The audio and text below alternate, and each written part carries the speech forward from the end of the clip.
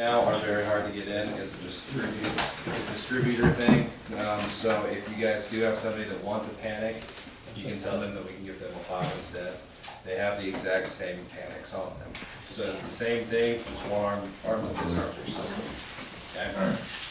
With the panel, I don't know if you guys remember, but can you do a secret code for them or something where it'll fake disarm and like secretly? Like, So it doesn't really matter because, so you guys can do all that stuff, but ADT's gonna call them, no matter what. Doesn't matter how fast they disarm the system, doesn't matter what they do. well, it's like That's what somebody's, that verbal password is. if someone's like in the house and unfortunately, They tell them anything other than their verbal password.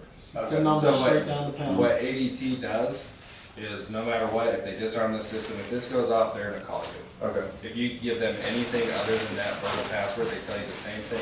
Thank you so much for giving us your verbal password. We forwarded the call. Don't worry about it. Have a good day. No matter what they say. Okay. At what point will they call you on the panel? On the panel, we typically don't set that one up because it's too shoddy. It's very, very hard to get those to connect just because it really just depends on how strong the connection is to the cell towers. So typically they're just going to give them a phone call instead. So, just so you guys know, this is basically like a little phone, and see the speakers here? Like that's where the alarm's going to come out of, but that's also where ADT can like speak to them through the panel. So like that phone right there can have like a direct intercom to ADT. So if this is a money close for old people. Like if their phone is out of charge, it's in the bedroom, they slip and fall, and they're somewhere within range of the panel, they're holding down the panic button, or they don't have the panic button. ADT can talk to them through the panel. Will you set that up, Spencer? Like ADT dispatchers can speak to the panel? So typically it just depends on the house and the Okay. system. That takes a very long time to set up, so typically most guys don't set it up, but they still will call through it if they have a strong connection. It just depends on the dispatcher for ADT whether or not they use it. So that's super cool. Are there any other specs about the panel you want So we to go know over the about? panel. There's tamper-proof technology on it. So if someone tries to rip it off the wall, It it'll says have a it's tamper- seizure. It's just gonna go like this. And it comes up with a tamper. I don't know why it stopped, but it's just gonna sit there and beep at them until they put it back on the panel and punch in their code. 3 times. Twice. Twice. Does it a clear code? Is it 2 times or 3 times? 2 times to clear out a fault. Cool. So if your customer has a fault on their panel, and like, oh, it has a thing, just say, hey, punch in your code 2 times, and it should clear it. So right now it says Wi-Fi fault, that's because Wi-Fi is not connected to it. If your customer doesn't have Wi-Fi, we're gonna set these up as a cell only to where they're not gonna be able to do Wi-Fi fault because it doesn't use Wi-Fi. So with your system, to arm it, super easy, you just tap either button, then you're gonna punch in their code. It's gonna give them 1 minute to get in and out of the house before the system arms. Once the system arms, everything's good. If they open up a door, it gives them 30 seconds to hit the disarm button, punch in that code, and then they're good to go. Disarm. Any questions on arming and disarm? I'm just gonna teach you just like I teach my customers. Any Probably questions on that small part? house, Smoke detectors. Well, I'm still teaching. Alright, keep going. Zones tells them the battery life on everything, so there's not gonna be anything on there right now because obviously there's nothing connected to the system. Now, if anything goes wrong, like right now it says Wi-Fi fault. They click on system because that little thing there, it's gonna tell them exactly what's going on with the system. The system's disconnected, Wi-Fi's not working, something's too far away, stuff like that. Their panic is in the top right. This has your police, fire, and medical, so whatever they need, they select the department, they come straight to the house. Oh, you wanna hear this? No, don't. 154 decibels. That's your siren. And they just love us. 122 or whatever it is. They hit the light on it? Yeah. They don't register their alarm? It made the light brighter. I have no idea. That's the paper. The answer is no. They will not. Works that. It Did did. you say there was a way to clear the faults in there? But if it says Wi-Fi fault, it's always gonna come back unless it is this. So I'll show you. What's Wi-Fi to it.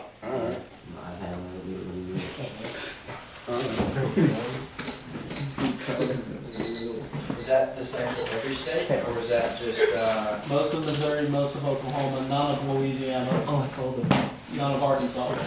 Yeah, you can. What's that for, Zach? 75. Permanent alarm. The permanent alarm registration acknowledgement form is saying that if you have to have, if you have to register your alarm, that is That's your what I'm saying, responsibility to do so. right? It is their responsibility. They will not show up if they do not. Second, there's a problem, So, pops up with a problem. call the alarm. Call the alarm people. If it's doing that, and you see a little, these things are so annoying, they're not on the walls. When you see that little red thing, you punch in their code twice. It's gonna disappear. Okay. That's only if the problem was fixed. If the problem wasn't fixed, it's not gonna go away. Let's see. So, under the settings, that's where your door chime is. They can turn it on and off. If they hate hearing front door, back door, all that stuff. It's the voice. If Can it's you go back to yellow, that it's one more on. Yeah, I'll go from that screen. From the home screen, all you do is hit the side arrow, tools, have them punch in their code. Your settings is where the door chime is. If voice chime is on, that's going to tell them front door, back door, side door, whatever door is open. If it's off, it's not going to do anything. If you do tone chime, it's just going to do a little weird musical jingle and nobody likes it. If they want the screen to turn off, the screen shut off at the bottom here. After 30 seconds, the screen's just going to go black. It's still working. They touch it, pop right back on. Clean screen disables the screen if they need to clean it. It's going to disable for 2 minutes so they don't accidentally call somebody.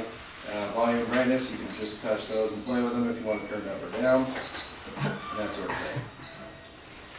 So users is where they add codes in. Super easy. They just hit add new. Everything they just follow through with it. Authority level though, parents say the master, that allows them to change codes and settings. Users is everybody else, they can only arm and disarm. Then, if they ever wonder who's arming and disarming their system, they click on events. Anytime it gets disarmed, it's going to take a screenshot of anybody who's in front of it. So they can go to events, they can have a full log of You it. do that from your phone? You do it from their phone? They can, it's just harder to find. It's in the top right corner, it's a little circle. Okay. Let me see. Anything else? That's everything on that panel. Nice, that's fine. This is your guys' key fob. Is this waterproof? No. There you go, okay. None of our stuff is waterproof. They're water resistant. Never tell anybody it's waterproof. You will be lied to. So key fobs are easy.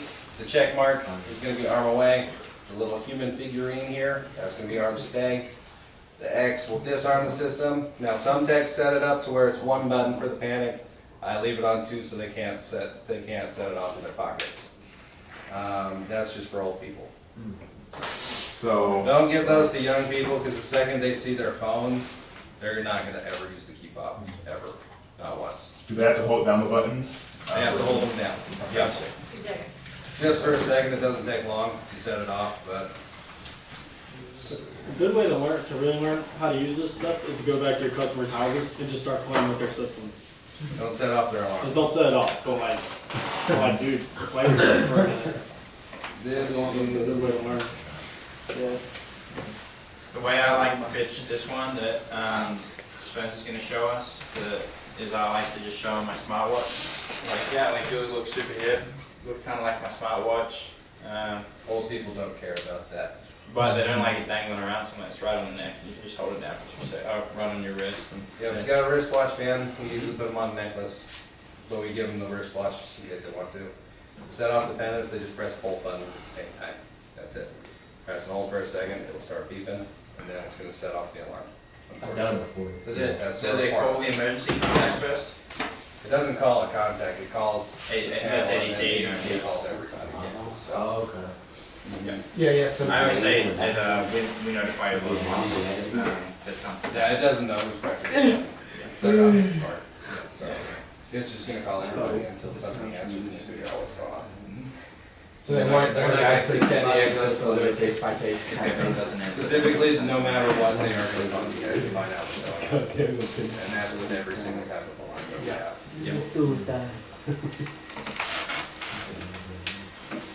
If everyone doesn't answer, they'll send somebody in. You have that up next? I have one in my car. I mean, it's just a big touch screen. Mike, you should get one in here. Are they, would it be dishonest if we Buy your said, own. I'm not giving you one. would it be dishonest if we said you could wear the EP in the shower? Is that okay? Don't wear them in the shower either. They're not waterproof. Okay. Water resistant or no? Water resistant to an extent. Yeah. Not in the shower. That will fry them. The EPs? Right. So, Like I said, nothing yet that we have is waterproof. The cameras are even water resistant. They're of course outside, so they're gonna take the most and they're fine. Anything security system related is not waterproof. Water resistance. How fast do you think they'll break with all that rain now? Cameras? Yeah. No, they're gonna be fine. Okay. Don't worry about the cameras and stuff. That's just the system, like key fobs, panic, stuff like that. Waterproof means you can physically put it underwater for an extended period of time and it will be fine. Water Nothing is resistant means waterproof. water can hit it and it's gonna be fine. Yeah. If it's waterproof, that means you can put it inside of a tank of water and it's still gonna work. Cameras won't hit it. So, they can take rain, they're not gonna take submerged. indoor cameras are 24/7? Yep, so indoor cameras, they're the same thing as the outdoor cameras, they're just small posts. They do the same thing. They record the exact same, everything. 24/7? 24/7. Do they take you like 2 seconds to install? Cause it's just, isn't it just? Nothing Google oriented takes 2 seconds. You just, I don't- but I mean like the hardware side, you just plug it in, right? We do just plug it in most of the time, some customers require them mounted, which is fine. We do that too. Typically, they're like an cam, you can plug and play. So with your indoor cams, like you can do schedule timing where it only sends notifications on like a certain schedule. So like if they're at home between the times of like 6 p.m. to say 12 p.m. the next day, you can have that schedule set up so that they're not getting bombarded with notifications. And then you can even set it up to like be same thing, facial recognition, only send notifications for certain things. So that could be really clutch if you have like something like someone home alone or they're away from the house all day and the only time they'll ever be getting a notification is if like something happens, you know, so. The Google Hut Max, is that a plug-in or? It has to be plugged in. It has to be plugged in. Everything Google oriented has to be plugged in. The cameras do have a backup battery, but we have to hardwire them in. So if you ever tell a customer that this, we don't have to punch any holes, you're lying for that. With the exception of the rental doorbell camera. Doorbell camera? Doorbell camera's the only exception, that can be, that's the only thing that can be battery powered. What were you saying there? Wait, you said can be I didn't have them on. Y'all do wire in doorbells or no? That was my question. Yeah. Yeah. Yeah, doorbells, You Preferably. wire in the Google doorbell? only if they have an existing doorbell. Oh, If they don't have an existing An one, existing then- wired doorbell. An That existing works. wired That doorbell, works. yeah. That would work I fine. think that- that, if you press the button and it goes ding dong, we're gonna hardwire it in, so they don't have to Right. charge it. If it's Press it, wired, it it's doesn't good. have ding dong, then we're not wired. And- Wired, does it record 24/7? Like it'll have the 24/7. Just the wires together, rings the doorbell. Perfect. The only reason that it doesn't. If you ever see the two main wires, sometimes I'll just. Last thing is smoke, I think. Yeah, smoke detector. We're just gonna put this in the most central part of the house, try and get as much coverage as possible. We're gonna keep it away from kitchens so that we don't get them being adventurous in the kitchen and burning something. But we're still not gonna keep it too far away. Your top 2 spots that a house is gonna catch fire is in your kitchen and in your laundry room. Those are your top 2 spots. Now typically, we're gonna put these smoke detectors near our bedroom, whether it's the master bedroom or the kids' bedroom, sort of up to the discretion. But I like to keep mine near our laundry room the best that I can because that's obviously gonna be where our fire's gonna start most of the time. But yeah, it really just depends on placement. If we have a customer that really wants it somewhere else, we're gonna put it somewhere else. But it's gonna go typically closer to the middle of the home or near a staircase because smoke's gonna funnel up the staircase. So is it just completely smoke? Just smoke? Smoke and heat. Smoke and heat. Mhm. Okay, so if there's no smoke but an excessive amount of heat, Say it's on the other side of the wall, and the other side, the other room's on fire, that's gonna still get set off from the window. It does take about 120 degrees for it to set off by heat, but a fire's gonna set it off pretty quick. So if you did a smoke detector up on the roof and there was like a fire in the attic, would that Attics, we will not put them in attics. So like if there's a fire above it and it sends heat above, or no? Mhm. The other side of the wall. So it's not like you're putting one up. If you did put one on the roof and there was a fire above it, it might be able to get it. If you ever tell them we're gonna put a smoke detector in their attic, my guys will slap you. Yeah. Because if you guys didn't know, an average attic is a temperature about 140 degrees during the summer. Wow. We play in those all the time for a long period of time. Smoke detectors will go off just by us putting them up there. Wow. So, Does the Google doorbell cam work super great in battery mode, or like is that their next thing? most of them do. It's solely just their Wi-Fi. Right. The Google stuff, I love the Google stuff. I don't know who has that commercial account that I'm going to be installing. Nate? Business. Great. Yeah. So he has a different type of camera. He has our old ones from last year because we can't put Googles on companies. I'm going to be installing the AEC 724s and the 5153 indoor camera. Yeah, they're great. Those cameras don't hold a candle to these at all. They're still 1080p cameras, but they don't record 24/7. They're really splotchy. They jump in and out of Wi-Fi connection. They do video clips. They don't do 24/7 recordings. So the new cameras are way better than the old. Well, I'm guessing you didn't know that, did you? the Google doorbell camera will do 24/7 recording if it's wired Yeah, in. it's wired. Right, so now we know Those If they ones. don't have power to their doorbell, we are not going to run a wire to their doorbell. The wired battery ones will not do 24/7 recording. Only the wired ones, which we don't stock, will do that. So you can get a Google Nest doorbell camera that will do 24/7 recording, but we only stock wired battery. It has to be a wired only Google Nest doorbell camera. Right. So So our doorbells still do, if they're wired in.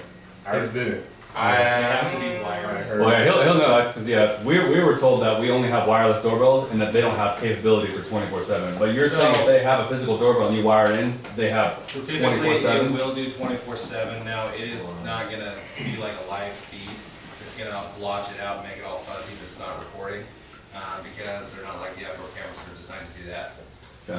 So the doorbells, they will record 24/7, but it won't save anything in there for that section unless it sees something going on. So Okay. essentially, it doesn't look like 24/7, but technically it is. They can't go back and look at something if there wasn't a motion. If there was nothing going on, they can't see anything there.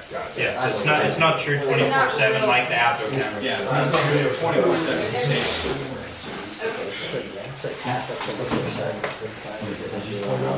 Does anyone have any questions for Spencer? Me. It was just about the wiring of the doorbell camera, pretty much what he asked. Any other questions for Spencer?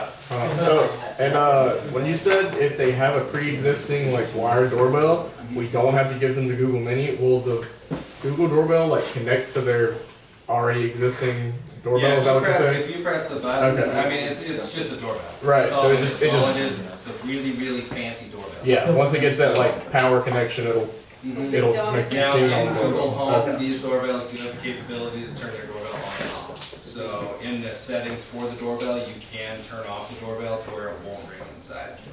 Or say, for instance, you do have situations when the tech will forget to turn the doorbell on. You click on the doorbell, hit the settings, you can turn the indoor doorbell on, to where it will go ring up. And some doorbells too, like, if it's plastic, if it's a white plastic doorbell, that's battery powered, right? If you see the doorbell and it has two screws, one on top, one on the bottom, that means there's wires behind that they can use. If they just put up a plastic doorbell that they bought at Lowe's, there's no power, so Spencer just can't use that, it's just gonna be wireless. So, just so that everyone knows exactly how this works, all of these bits of equipment that go around the house, they all communicate with this panel. If any of those sensors get off, or get set off, whether it's an emergency pendant, a glass break shattering, or like a smoke detector going off, they will let the panel know, and the cell chip in there is going to call out. And then ADT will get in contact. So the way I like to explain it is these are kind of like the limbs.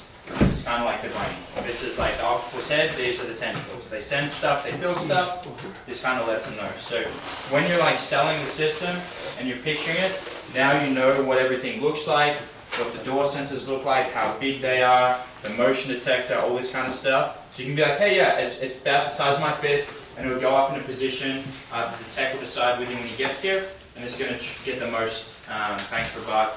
Obviously, if So there's if you something ever want to describe the system, this is going to be your brain, right? This is your head. Smoke detector, this is going to be your nose. This is going to smell anything in your house.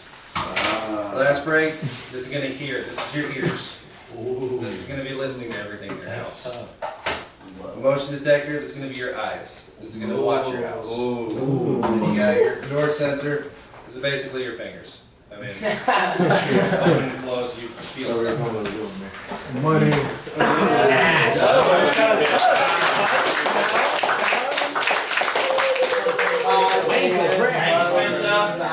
Waiting for prayer. Waiting for prayer. Hey guys. There's one more thing. Too much time. There's one more thing that we can do to make the text lives easier. So I'm not sure if you guys know this, but there's 2 DocuSigns that you do if you do Smart Home Pay. So I was just talking with Spencer, and we are sometimes dispatching or leaving the house when one of the DocuSigns is done. So if you do a Smart Home Pay DocuSign, you still have to do the normal ADT DocuSign. Does that make sense to everybody? Yes, sir. Okay, so before you send the tech or schedule the tech, exactly, 2 DocuSigns for Smart Home Pay. ADT one's the most important for us. Yeah. You guys don't do that. Smart Home Pay, you guys can go back, because if you guys want to get paid, you have to have that one. For us, if we want to get paid, the ADT one has to be done. And then do that. Do your ADT doc, dispatch tech, so that he's on the way, and then finish smart home docs with him while you're waiting. Alright, And then tech can still get started. close out. Yeah. So let's get a prayer. Go, Wayne! Catholic, so we're Catholic, correct? Father, Son, and Holy Spirit. Glory be to the Father, to the Son, to the Holy Spirit, as it was in the beginning, is now, and shall be, world without end. Amen. Yeah. Father, Son. Wow,